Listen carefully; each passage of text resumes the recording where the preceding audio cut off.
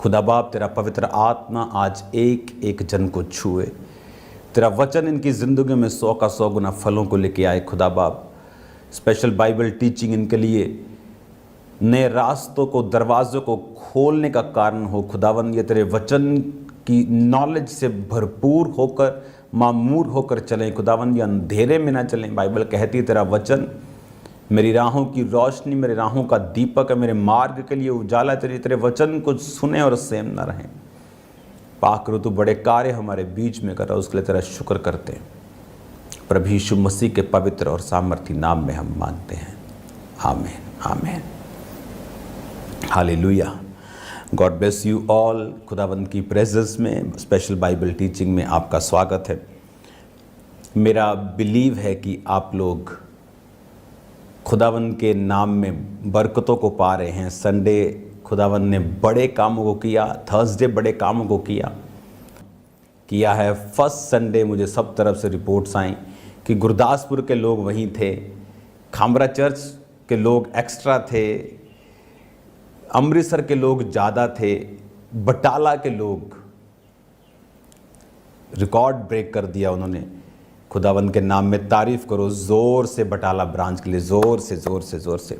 और मैं आपको बताना चाहता हूँ होली स्पिरिट के द्वारा कि जब कभी भी परमेश्वर ने आपको डिलीवर करना हो, वो अपने वचनों के साथ आपको जोड़ता है। जब आप परमेश्वर के वर्ड के साथ जुड़ते हैं तो वो अपने वचन के ज़रिए आपसे बात करता है। मैं बहुत बार लोगों को, अपने पास्टर्स को, सन्स को, स्पिरिचुअल डॉटर्स को बता चुका हूँ कि जब भी तुम प्रीचिंग करने के लिए जाओ, कभी भी बाइबल इस रीति से मत पढ़ो तुम्हें प्रीच करना है। बाइबल पढ़ो अपनी ऑन मेडिटेशन के लिए, अपने भले के लिए, खुदा के करीब जाने के लिए, उसको समझने के लिए। और तब परमेश्वर का आत्मा आपसे बात करता है और तब परमेश्वर का आत्मा भेदों को आप पर जाहिर करता है। जब आप वचन के साथ जुड़े हुए होते हैं तो परमेश्वर का आत्मा अपने भेदों को आप पर रखता है। बहुत से लोग मैंने देखा है जब वो वचन पढ़ते हैं और परमेश्वर का आत्मा उनसे बात नहीं करता, उसके कई कारण उनकी लाइफ में होते हैं। एक कारण पाप का उनकी ज़िंदगी में होना, कि वो बाइबल को एक रिलीजियस पुस्तक की तरह पढ़ रहे हैं। जिस बाइबल को वो पढ़ रहे हैं उस बाइबल के लेखक जीसस क्राइस्ट की आत्मा के साथ उनका कोई संबंध ही नहीं है। एक तरफ वो व्यभिचार कर रहे हो, दूसरी तरफ वो बाइबल पढ़ रहे हैं, तो परमेश्वर क्या भेदों को उनकी लाइफ पर जाहिर करेगा। लेकिन अगर आप परमेश्वर के भेदों को लेना चाहते हैं, आप उसके साथ एक मन होने चाहिए। आपको आपका परम मित्र ही आपको सीक्रेट बातें बताता है। राह चलने वाला व्यक्ति आपके साथ सीक्रेट बातें शेयर नहीं करता। अगर आप रोज़ परमेश्वर के साथ बैठते हैं तो ही आप उसके मित्र हैं।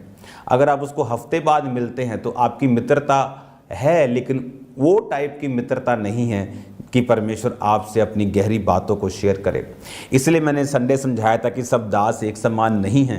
परमेश्वर अब्राहम के विषय में कहता है, क्या मैं जो सदोम अमोरा को कर रहा हूँ, क्या अब्राहम से छुपा के रखूँ? क्या अब्राहम जो अपने घराने को भी अपने पास आज्ञा देगा कि मेरी राहों पे चलो, क्या मैं उससे इन बातों को छुपा के रखूँ? तो परमेश्वर, बहुत से और यहूदी भी होंगे और बहुत से अब्राहम की तरह परमेश्वर को मानने वाले होंगे, लेकिन परमेश्वर अब्राहम को अपना मित्र कहता था। ये संभव है जब आप परमेश्वर के वचन के साथ जुड़ते हैं, आप परमेश्वर की आत्मा को प्रसन्न रखते हैं। और ये जब मैंने संडे आपको एक बात बताई कि परमेश्वर के भवन के साथ जुड़ना क्यों ज़रूरी है, क्योंकि जब आप बाइबल के वचनों को पूरा करने लगते हैं, आप पवित्रताई में जीना शुरू करते हैं, आप प्रेयर्स करना शुरू करते हैं, आप फास्टिंग करते हैं, आप बीजों को बोते हैं, तो भवन, बाइबल ये भी कहती है, पौलुस कहता है कि कलीसियाओं की रीति के अनुसार इकट्ठे होना नहीं छोड़ना। सप्ताह के पहले दिन, संडे वाले दिन, पहले लोग सैटरडे इकट्ठा होते थे, शनिवार इकट्ठा होते थे, सब्त का दिन था, लेकिन उसके बाद संडे हो गया यीशु मसीह के जी उठने का दिन। पौलुस कहता है इकट्ठा होना नहीं छोड़ना। लेकिन आज लोग बोलते हैं घर बैठकर परमेश्वर की बंदगी कर लेते हैं, घर बैठकर वचन सुन लेते हैं, आज गेस्ट ने आना है, आज काम है।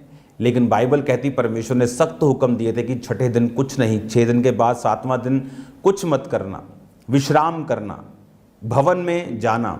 और अब जब परमेश्वर ने ग्रेस का युग दिया है, जब यीशु मसीह ने अपना राजा, अपना याजक हमें बना दिया, तो हमें कितना और अधिक उनकी आज्ञाओं को मानना चाहिए। और मैंने देखा है जब एक व्यक्ति वचन के साथ जुड़ा हुआ होता है, वो भवन के साथ जुड़ा हुआ होता है। बाइबल कहती मूसा भी जब छुड़ाया गया, आप अगले पार्ट में कल उसे सुनेंगे इस वचन को, उसने कहा था कि मैं यहोवा का निवास स्थान बनाऊंगा। निवास स्थान के साथ दाऊद भी प्रेम करता था, मूसा भी प्रेम करता था। जीसस को बाइबल कहती, जीसस ने कहा था तेरे घर की धुन मुझे खा जाएगी, तेरा घर प्रार्थना का घर कहलाएगा। हालेलुया। और उसने कहा था तेरे घर की धुन मुझे खा जाएगी। एक व्यक्ति जब आत्मिक होता है, आप उसकी लाइफ में नोटिस करेंगे, परमेश्वर के भवन के लिए उसके हृदय में एक अलग प्रकार का प्रेम होता है। और जितने लोग आत्मिक दिखते हैं लेकिन होते नहीं, ऐसे बहुत से लोग हैं। मैं आपको लिस्ट बता सकता हूं ऐसे प्रचारकों की, खासकर इवेंजलिस्ट लोगों की, जो लोग जब जाते हैं प्रीच करने तो लंगड़े चलते हैं और लाखों लोग इकट्ठा होते हैं, रियल में लाखों। मेरे क्रूसेड्स में लाखों लोग जब आते तो मैं आपको बता सकता हूँ रियल में लाखों किसे कहते हैं। वो फेसबुक वाला, यूट्यूब वाला लाखों नहीं कि पिक्चर को एडिट कर करके लाखों कैसे दिखाना है, वो वाला लाखों नहीं, असली वाला लाखों। हालेलुया। और संडे को उनका अपना चर्च नहीं, इवेंजलिस्ट हैं, और संडे को वो चर्च जाते हैं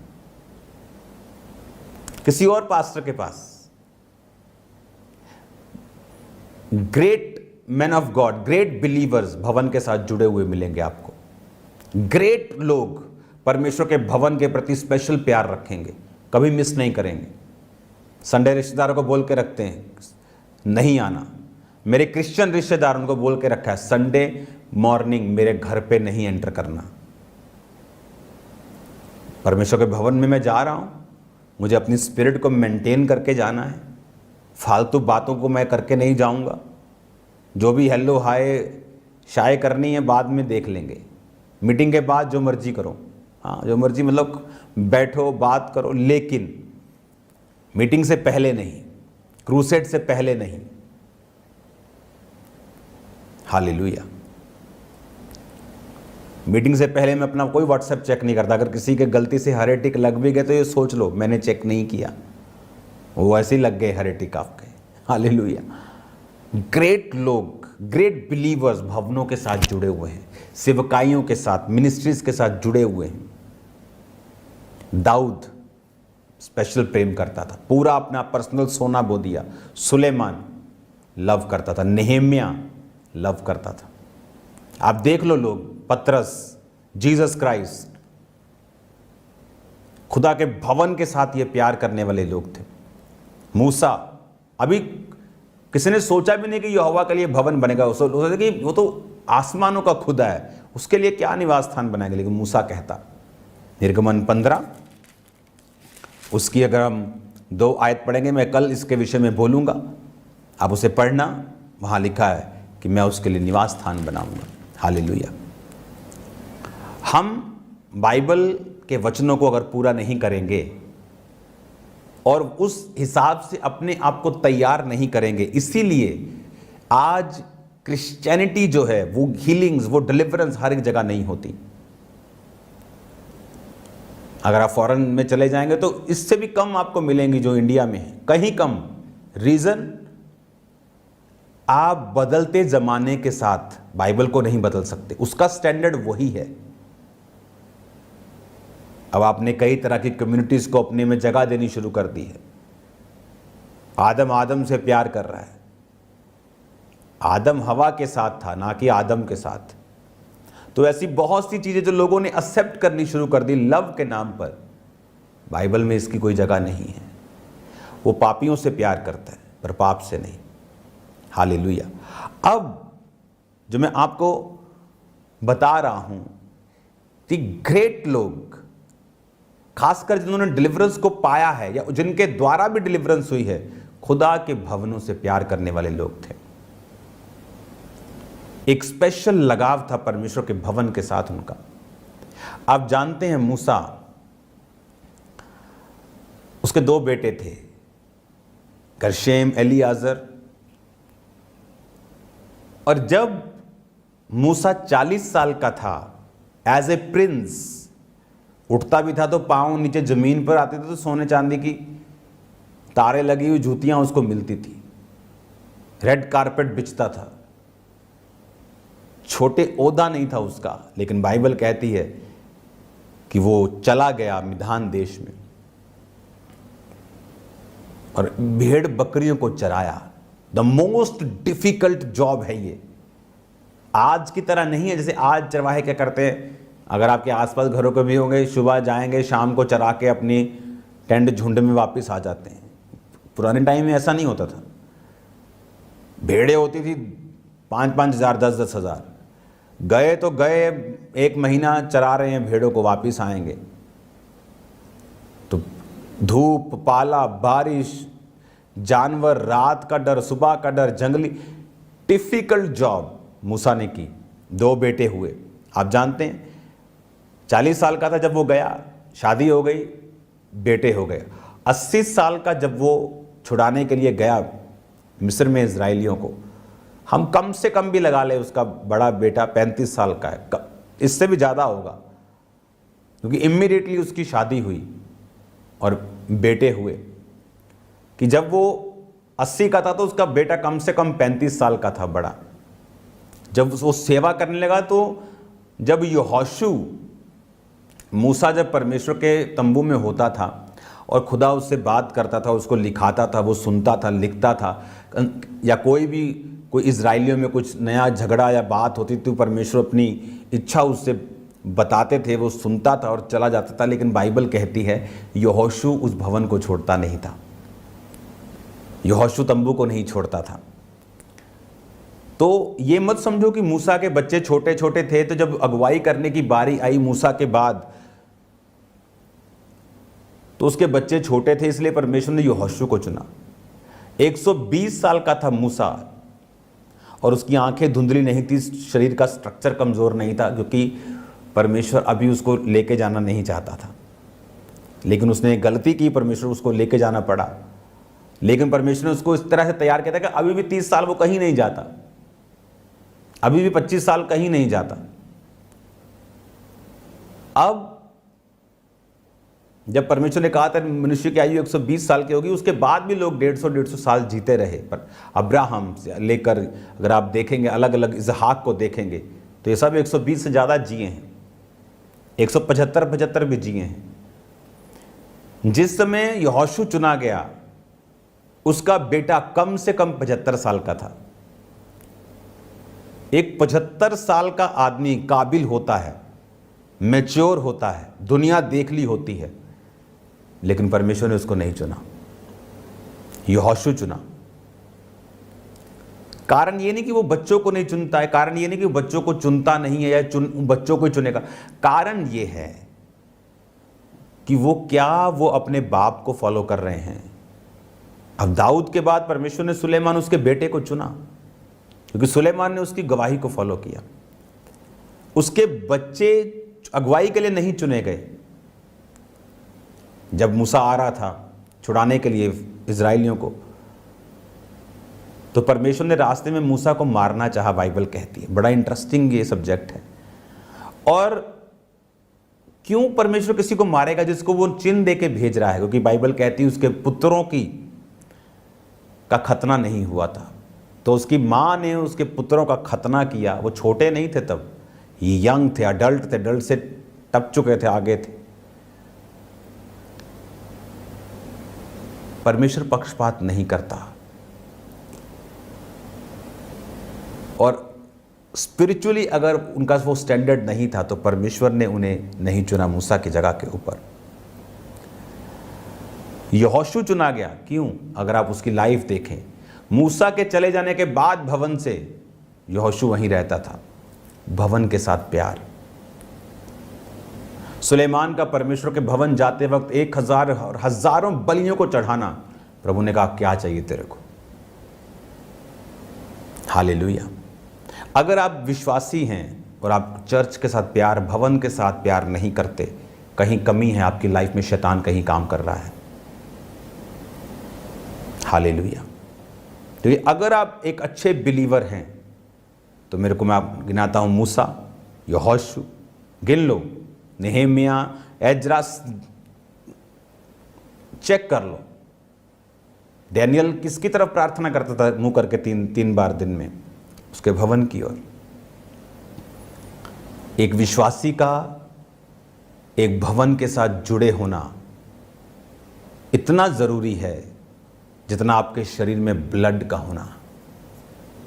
किसी में कम होता है ब्लड, वो जीता है पर मरते मरते जीता है। ऐसे ही वो लोग क्रिश्चियन हैं जो भवनों के साथ जुड़े हुए नहीं हैं। मेरा बिलीव है आप लोग इस वचन, क्योंकि छुटकारा जो होता है वो ऐसे नहीं होता जिस तरह लोग समझते हैं कि एक पादरी आएगा, प्रेयर करेगा, छुटकारा हो जाएगा। सिंपल इस तरह से नहीं होता। यीशु मसीह की चर्चिस को अखाड़े मत बनाओ जहाँ पर हाला ला ला ला ला हो रही, फेसबुक से 2-3 डाटा चेक किया, 2-3 लोगों को खड़ा किया, प्रोफेसियाँ मारी और आ गए। नो नो, डिलीवरेंस बहुत चीज़ों पर निर्भर करती है। एक घर सिर्फ सीमेंट ईंट से नहीं बना हुआ, हज़ारों प्रोडक्ट्स लगे होते हैं। डिलीवरेंस के लिए आपको सब तरफ से मैं गाइड करूंगा, वचन आपको दूंगा और आप डिलीवर होंगे यीशु मसीह के नाम में। तैयार रहो, थर्सडे मीटिंग के लिए डिलीवरेंस स्टार्ट होगी।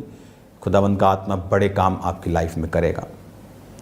कल के वचन को मैं जारी रखूंगा इसको, और आप इसका सेकंड पार्ट सुनेंगे। आप सेम नहीं हैं यीशु मसीह के नाम में। God bless you all. खुदावंद आपके साथ हों स्पिरिट में, 4 पड़ोसियों को साथ लेते हुए, और खुदावंद ताकि आप सब तरफ बोते रहें, रूहों को बोते रहें, ताकि आपकी डिलीवरेंस जो है वो ज़बरदस्त रीति के साथ हो और नोटिस करने वाली डिलीवरेंस हो। जब ब्रांच खुलती है तो नोटिस होती है, ये क्या हो रहा है, एकदम से ये एक महल कहाँ से प्रकट हो गया एक दिन में। अगर आप पहले से आत्मिक मेहनत करेंगे, आपकी डिलीवरेंस, आपकी बरकत नोटिस करने वाली होगी। God bless you all. अपनी आंखों को बंद करो, मैं आपको ब्लेस करता हूँ। वाइकल तेरे लहू में छुपाए जाएं, तेरे भवन में आने वाले लोग डिलीवर हों, जो तेरे भवन से प्यार करते हुए आज़ाद हों, तेरा आत्मा इन्हें छुड़ाए प्रभु यीशु के नाम में। आमीन आमीन। God bless you all.